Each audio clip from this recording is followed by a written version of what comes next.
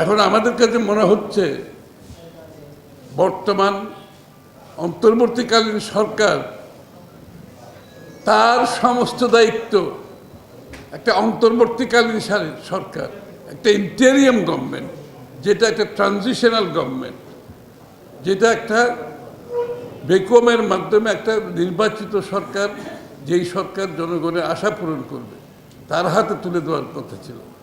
এখন মনে হচ্ছে একটি অন্তর্বর্তীকালীন সরকার তারা বাংলাদেশের আগামী দিনের স্বল্পমেয়াদী, মধ্যমেয়াদী, দীর্ঘমেয়াদী, এরপরও যদি কিছু থাকে আরো সব কিছুর দায়িত্ব ওরা নিতে চাইতেছে এবং সরকারের আকার কেন ক্রমান্বয়ে বড় করছে, সরকারের কর্মকাণ্ডকে আরো পরিধি আরো বড় করছে।